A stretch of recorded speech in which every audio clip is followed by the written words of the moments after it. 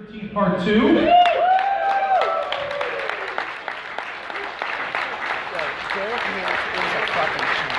have Tom Morga, who was Roy and Jason in part 5. Actually, want to scoot down a little bit? I want to be able to videotape. And from the 2009 Friday the 13th, we have Mears. There we go. Is that better? Oh yeah, much better.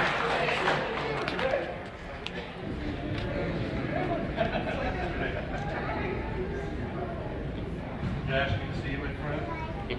You, my friend. He's imitating me, but that's okay. How you guys doing? Great show. Awesome. How's everyone else doing? Okay, so if you have a question, please just raise your hand. Yep, I'm going to start right with you. All right, so John Dickman, you're all great. I love every Jason. First question, favorite kill from your movie? My favorite kill was in Friday the 13th, part 2. Now, don't get excited. I want to hear it after I say it. Wheelchair down the stairs backwards with a machete in the head.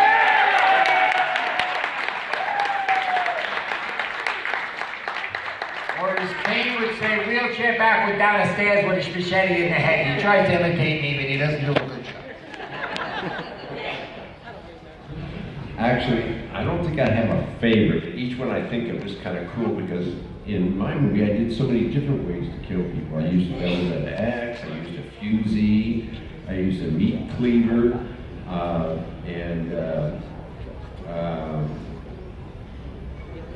I can't tell you which one's a favorite. So if somebody else tell me what they like. Heads, clippers, and eyes. Road flare in the mouth. Yeah. Oh, thank you. I just want that guy to say balls all night. Is that I love balls. Balls. For the one that I was in, I think I'd have to say my favorite kill was the box office. No. Someone's got jokes. No. I would say probably the Aaron Yu Saving Private Ryan slow screwdriver into his brain through his bottom of his throat kill. That one. Yeah, don't you dare shoot that. Knock it off. That's not, but Kane's sleeping bag is way better against the tree, but it's an homage to that though. The sleeping bag. That's a bullshit stunt. That's a bullshit stunt. The sleeping bag against a goddamn tree. Are you kidding me? Anybody could do that. Put a machete in a guy's head and send him down the stairs backwards. Let's see how that works. Tell him, Steve Dash! Dash is in the house. Okay, next question. All the way in the back, again, just make sure you speak loud. Oh, you don't want to hear my favorite kill? Okay, go ahead.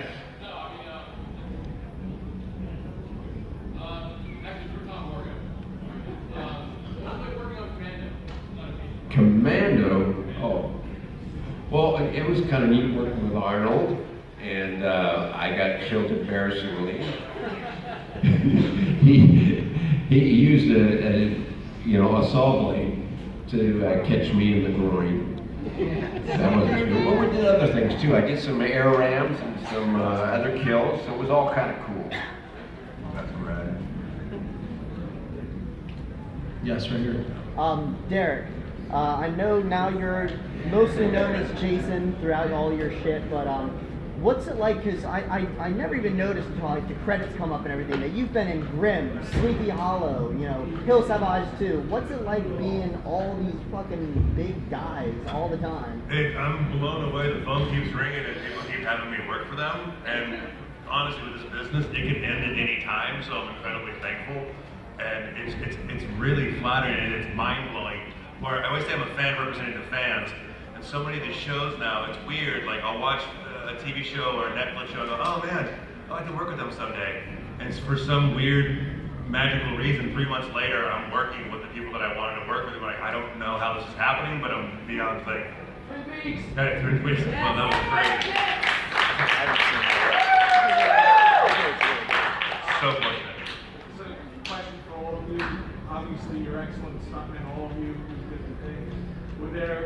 anybody, like any other stuntman before you that you looked up to, that their work was the reason you got into it? Mine is the guy that got me in Friday the 13th. His name was Cliff Cudney. He stunt coordinated a lot of films. The first stunt coordinator I met alongside of Cliff was a fellow by the name of Dar Robinson, God bless his soul. We met on a film called Nighthawks. Dar Robinson was the stunt coordinator, Cliff Cudney was the assistant stunt coordinator. And Cliff went on to do many big films, but he was one of my favorites. Anybody that's a stunt coordinator, Tom can tell you, and Derek, a guy that prepares you for safety and puts gigs together and takes care of his stunt guys is a good stunt coordinator. The guy that takes care of his stunt guys and makes sure that it's safe, make sure that that's number one. And number two is that you get paid for all the gags you do. Yeah, it's true. Your stunt coordinator, of course, is the department head for the stunts. And to be that man, you have to have a lot of experience and be successful yourself, and then you're able to supervise for those stunts. And you get a script, you break it down, you decide what the action's going to be, and you go hire the guys who are going to do that for you. And those are the people who get you started, because you don't get to do anything unless somebody hires you, and that's going to be another stunt, and they look at yours and, okay, I'll let you have a chance. You can fall off that chair. So you do your first gag. And I was fortunate, I worked with Paul Stater way back in the 70s. He was a well-known stunt guy from way back there. And he kind of gave me a start, so I looked up to him. And then there was a few other great stunt guys that were coordinators that helped me along. John Moy was one of them. Gave me some great jobs. I mean, you know, if you get a guy who says, you know what, I'll trust you can do that, and you do something, they say, yeah, I'm going to use you again, and this time you're going to do this, plus you're going to add that to it. And you say, really? Yeah, you can do it. So, you know, those are the kind of the coordinators that Dick and Warlock, Dick Butler, yeah. There's so many of them like that have brought us along that we looked up to. And to think that you've now done a lot of stuff and coordinated a few of your own, and have people walk up to you and say, hey, I'm glad you helped me at the beginning. It's kind of neat. Myself, the guy that kind of brought me into the business on that side was, his name is Keith Tejas. For the longest time, he was Dustin Hoffman's stunt double. Of course, Dustin Hoffman does really extreme stunts, guys. I got when I moved to LA, my first big Hollywood audition was for Universal Studios Wild Wild West Stunt Show, which is the live stunt show there. They would take actors and cross-train them to do stunts, and they would take stunt people and cross-train them to act. And so I was an actor, and I learned the stunts for that show, but I became friends with a lot of the stunt guys. And I go, hey, we're gonna go learn air ram, we're gonna go work fights. Like, you wanna come with us? And I'm like, yeah, I'm a giant nerd. Like, I read comic books. Like, yeah, I wanna play pretend.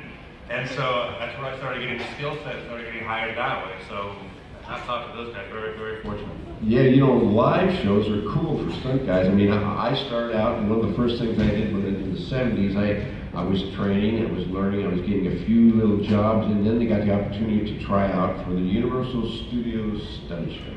And that was a big deal for us, and I got on the job, and I got two of my partners in that show where I became, we made a team, still friends, we were lifelong friends, and those were the greatest experiences, being in front of a live show that actors talk about going on stage, and you know, that's what they like to go back to. But we've had our experiences, because being able to do a stunt show and having people get up and cheer for you, we always used to say when we had a good show, when they started clapping with their hands over their head, we got it. And that was a great experience. So, and the one thing about on the stunt side of things, the bonding that happens, you're talking about friends for life, it's a unique experience where you're working together and your lives are literally in each other's hands. And so you have that bond going like, you're gonna be there if things go sour, right? Like, cool, you got me, got you. And so you form that trust and bond, so it's a very intimate relationship. So later on, like, no matter how far away you've been, I haven't seen Tom for a long time, but Tom and I did some of the Pirates of the Caribbean movies together. And that's where we first met.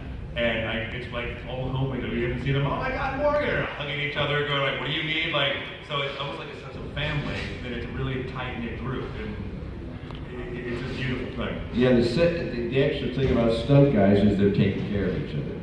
That's very important. Yeah. Very important. If you're doing it doesn't matter how big a gag it is either. Sometimes the smallest things, you need somebody there to give you a little spot, to put you in your mark, or to watch out for you. And you know, if you're doing a fire burn, you got 3 stunt guys that are going to either start you on fire or put you out, and they're watching and they're your safeties. Stuff like that. It just builds this kind of bond. I think it's, you know, different from actors, because you really have something that's in jeopardy, and your guys are watching out for you. Yeah. And you have that same feeling for another guy. You're like you're in the foxhole for him, because he ain't going to get hurt while I'm here. Exactly. I was doing a film called FX, and Frank Ferrara was the stunt coordinator on FX, and he was doing a fire burn on that show. And I was honored when he asked me to light him on fire, because you don't trust that many people to do that in a fire gag. And a good stunt coordinator, you go to work for somebody, you know that they've got everything prepared. It's not easy to put a movie together. You got to have some brains, and you got to have things safety and everything else. So, favorite stunt coordinator, I said Cliff Cudney, but I meant was that he was a good stunt coordinator. Yeah. The one quick little note I want to make about on the stunt side of things is the respect for the guys who do it. The theory that it's Murphy's Law, like no matter what you do as a stunt gag or whatever, if it can go wrong, eventually it is going to go wrong. And so you have to be prepared, and like that's why you have those bonding moments going like, if this turns sour, like, you got my back, right?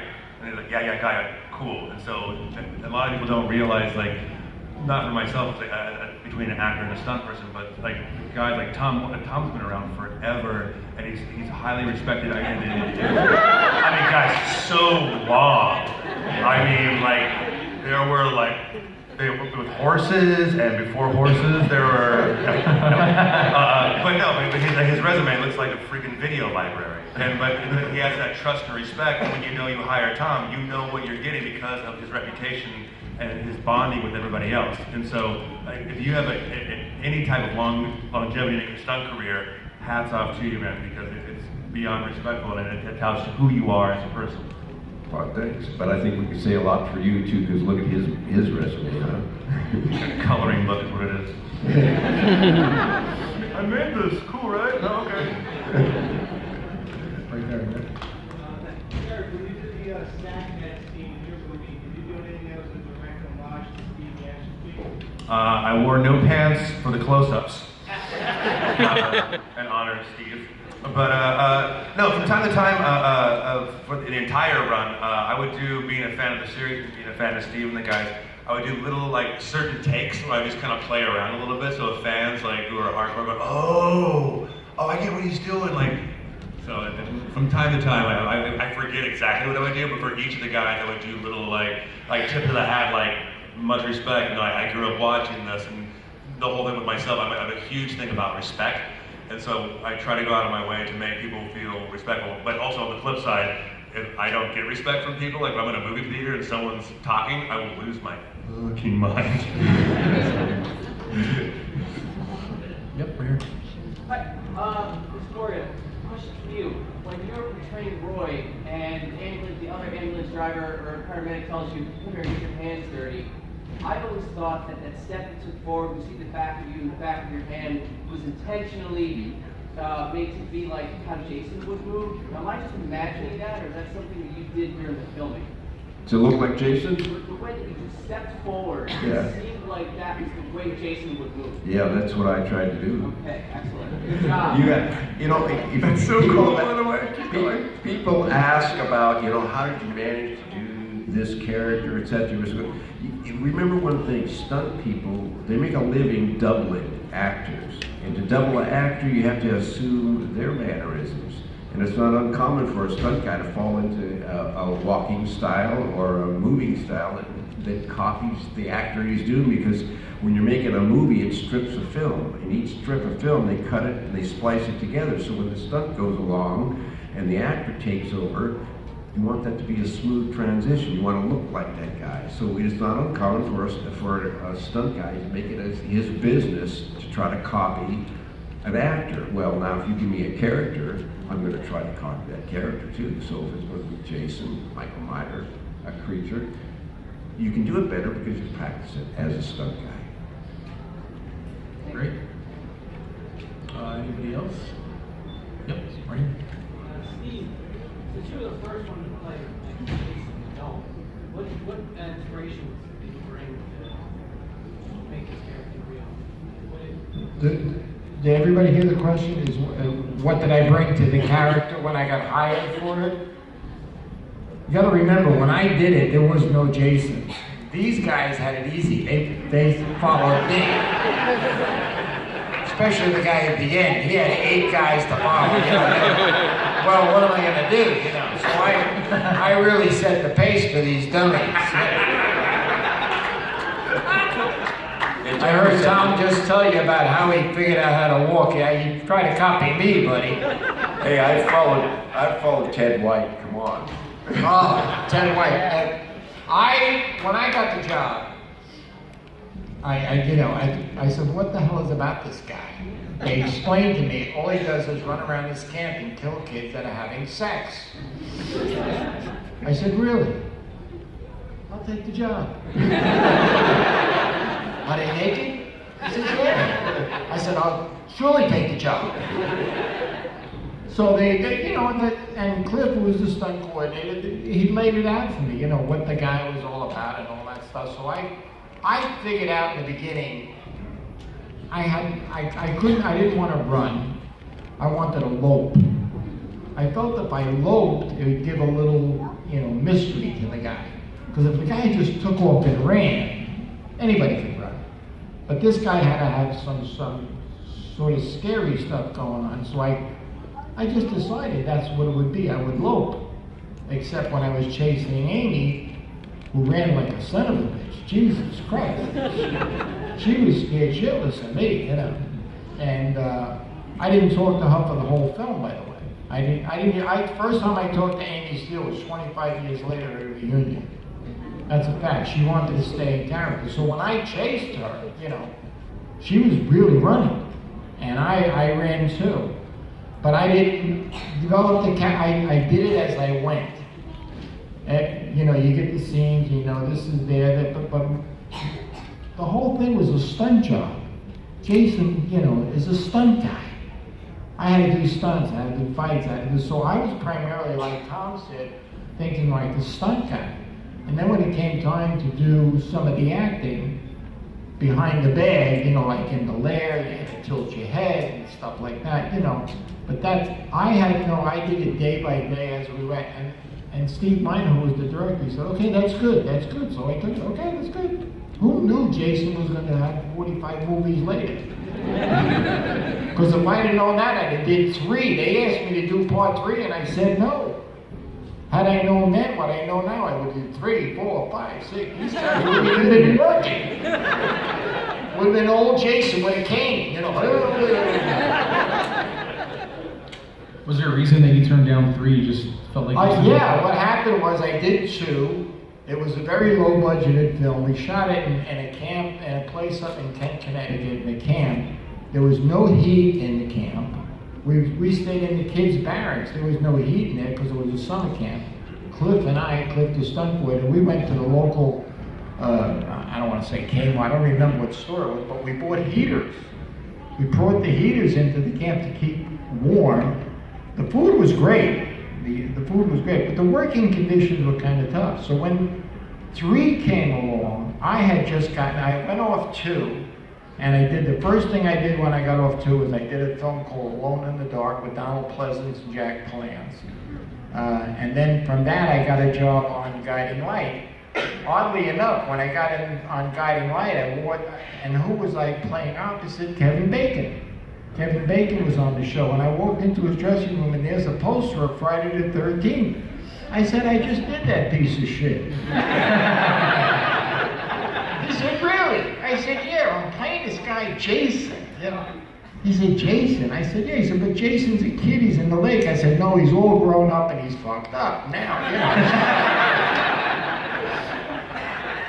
So, I didn't, and then they called me and I was on Guiding Light. And they said, you know, we're doing part 3 in California. This is how Paramount was, a cheap bastard that they are. They said, fly yourself out and you can work. I said, screw you, I got a job, I don't need you. So I turned it down. And like I said, if I'd known then what I knew, who knew there was going to be all these movies? I could have been Robert England, I could have had a lot of money. Or Derek Mears, you never know. Right here, yep. A question for Tom. Tom, why haven't you got another one? Why did you stop or not? I had no idea what it was going to be, you know, and I was busy working other shows, and I think the idea came around by then that they were changing, you know, stunt guys for every movie.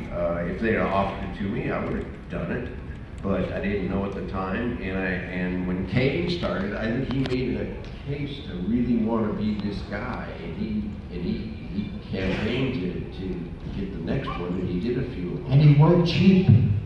Yeah, well, I don't know what he worked for, but I know that you know, all of a sudden he was the guy, and I didn't even realize it. You know, I had another stunt guy that came in one night when I had another thing to do, and I said, well, just take this one night for me because I can't work. And it didn't occur to me how it was going to be a big deal at all.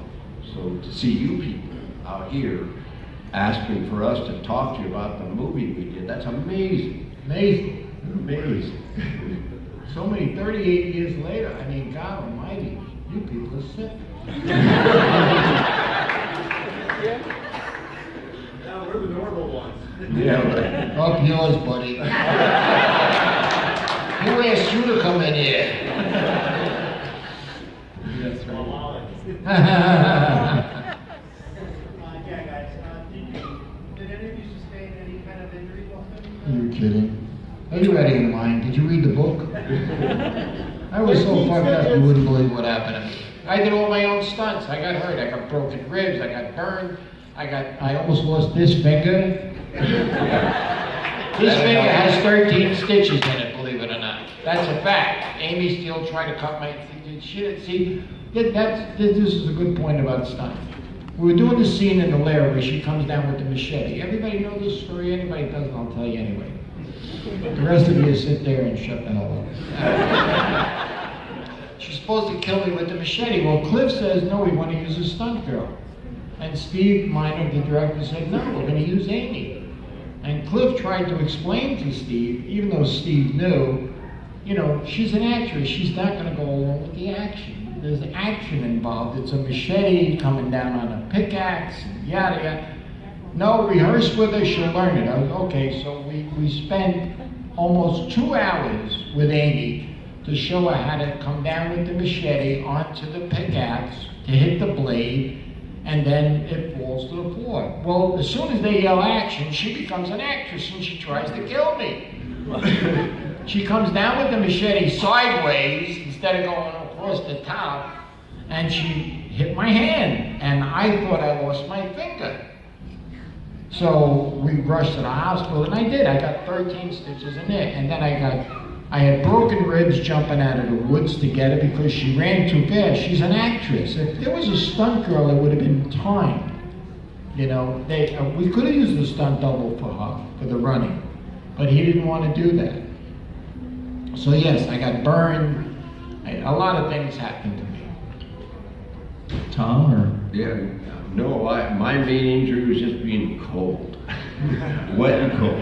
I was lucky I worked with stunt guys for all the action I did, basically. So I didn't sustain any injuries on that one. Yeah, she kicked me in the nuts one time. I almost went crazy. Came around a tree, boom, yada, venga. And I had a cup on. Cool. Didn't matter. Thanks for For about 8 days. Is this a Q&A or a therapy session? This is fantastic. For myself, as usual, you get banged up a bunch, but nothing permanent. La la la la, nothing.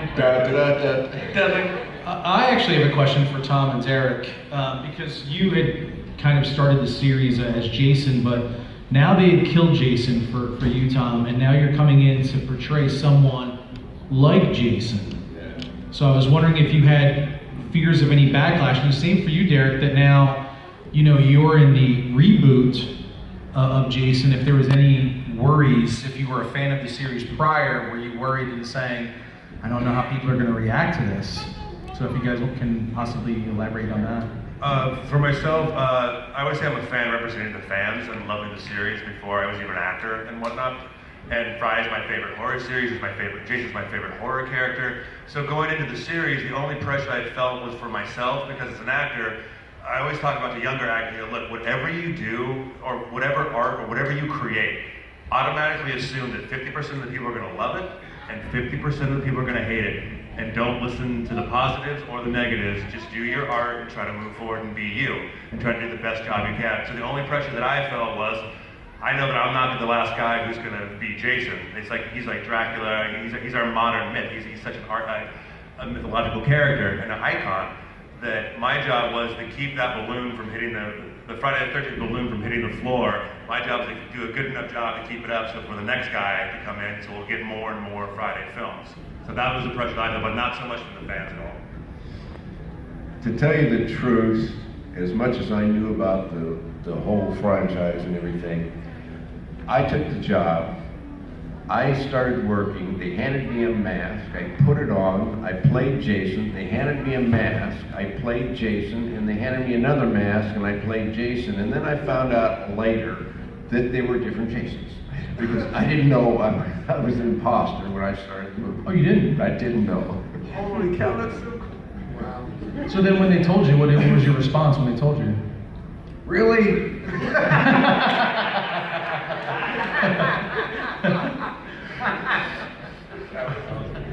Yes, right over here. Yep. Yep. Okay. How has Jason affected each of your lives? It's a great question. What? How has Jason affected each of our lives? None of your business. How would it affect my life? Who the hell can go after 38 years of doing a movie, walk around and say, they still want my autograph? Holy shit. Are you kidding? Affected my life? The strangest, the funniest thing is that when somebody introduces me to somebody that doesn't know me, and they say, this is Steve Dash, he's the guy that played Jason. The first thing they say, no you didn't. But everybody, I don't care how old you are, they all know the Jason character. It changed my life, my God. It's become another, I can't even explain, it's just fantastic. Fantastic that who else could say they were Jason? It's amazing, it's amazing. And it's because of you guys, it's absolutely, thank you very much. It's not me, I applaud you, because you guys made me and the other guys sitting up here what we are today, because you're so friggin' loyal. And you're out of your minds. You keep coming back. You come back. I was here last year. All you sons of bitches were here last year. And you're coming back again. Who changed my life? I can't even tell you how much it's changed my life. We're fucked up. I'm glad you admit it. Finally, the truth comes out. No, it's true. You know, I read this book, Flags of Our Fathers, and they talked about the flag raisers in Iwo Jima. And these are guys who were Marines, and those who survived it, they used them to raise money for bonds for the war. And so they'd come out to the weekends, and they'd come to America, and they'd send them on a bond tour, and they were heroes. And for that weekend, they were something else. But then they go back to their unit, and they were another, that was their life. They were just another, you know, Marine, military guy. And then once in a while, they'd come out, and all of a sudden, that weekend, they were somebody. So every few weekends in the year, I'm somebody. So you guys made me somebody, because I'm just a regular guy like you, but every so often they come up and say, Mr. Morgan. Oh, that's me. Okay, fine, thanks.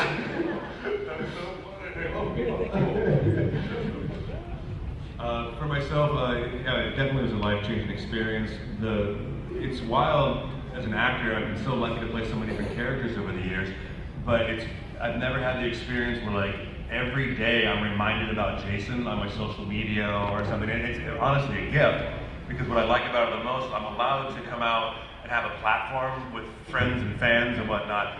My mentality is that gift is like, the more people that you can meet, the more people are in your tribe or your family that can experience what you can experience. Because my philosophy is like right now, I'm on this crazy life journey down this Alice in Wonderland rabbit hole that's Hollywood that can end at any time. But the more people that I can meet and communicate with and talk openly about and kind of pull that Hollywood curtain to the side and go, look man, we all have skills in different areas. No one's better than anybody else. Do what you love. Try to move forward and respect everybody until you have a reason not to. It's been phenomenal because of that platform. Now, the more people that I meet, when they see me in a film, not in an ego sense, but they'll go, oh, hey, my friend Derek is in that film, and now that person has a tie to that film.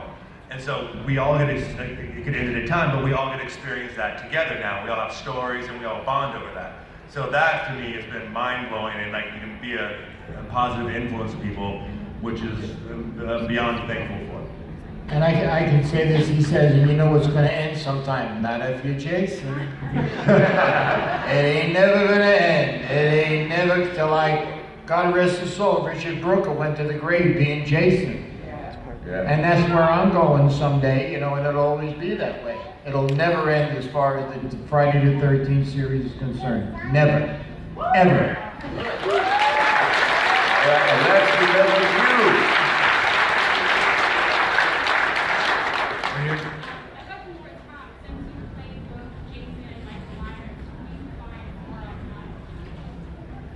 Because I play both and I missed the last. Oh, who do I find more iconic, Jason or Michael? I don't know. It's hard to say. Watch it. Watch it. Well, you know, of all the horses that won the Kentucky Derby, which one is the most iconic? I mean, it's hard to say that you're going to choose Michael over Jason. And I've had a lot of people come up to me who are Jason fans and say, what, you know, who do you like? And people who say Michael is their fan. They're fans of Michael, and it's just you can't separate. I can't say that one is better than the other. When people ask me the question, I did the first half of Halloween 4, so I did Michael for half the movie, but I did Jason through the whole movie, and I got to kill a lot more people. It was a lot more fun. So for a stunt guy to do all the things I got to